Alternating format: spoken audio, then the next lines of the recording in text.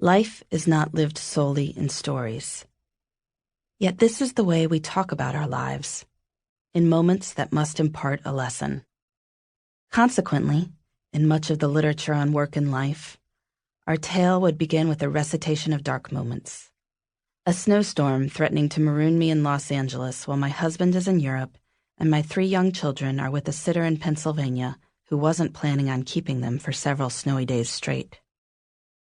Or perhaps I am in New York City overnight in order to be on a morning show at dawn. I am trying to turn in early when my husband calls to report that, after taking the kids to the circus, he's realized they're locked out of our new house.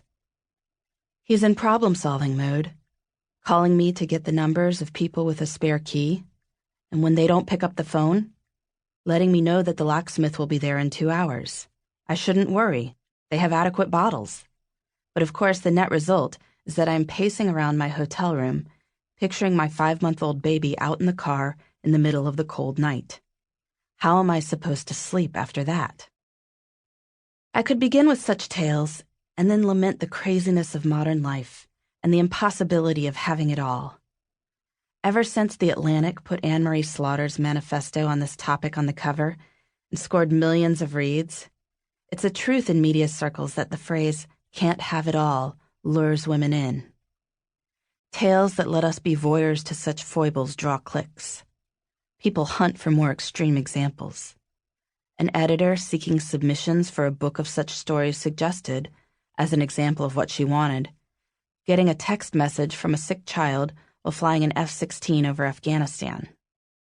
In 2012, the legal world posted reams of comments in response to a widely circulated departure memo from a Clifford Chance associate with 2 young children.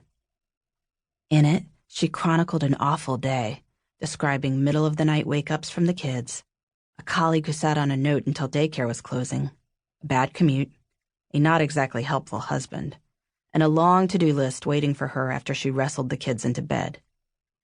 Needless to say, I have not been able to simultaneously meet the demands of career and family, and so the only choice available, the choice we all seem to understand, was to quit. But in this book, I want to tell a different story. The key to this is realizing that life isn't lived in epiphanies, and that looking for lessons and the necessity of big life changes in dark moments profoundly limits our lives. I came to see this not in an aha moment, but in an accumulation of conversations that convinced me that my research into time use might be giving me insights that the larger world was missing. As one example, in summer 2013, I talked with a young woman who'd formerly worked at a consulting firm.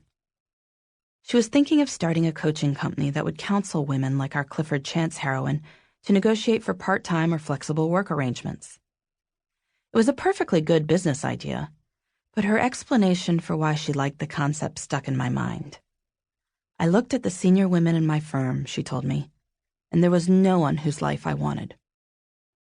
Normally, I might have let that go as background noise, the sort of thing young women say to one another, but I had been reading a lot of Sheryl Sandberg.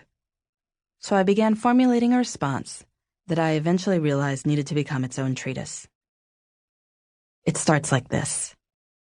Several years ago, I wrote a book called 168 Hours, You Have More Time Than You Think. One happy result of releasing the book was that numerous companies asked me to come speak about how people should manage their time.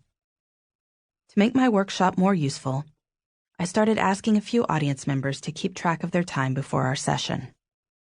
These time logs, which are half-hour by half-hour records of an entire week, revealed what issues people in the audience cared about and how much time they spent at work, at home, and on personal activities.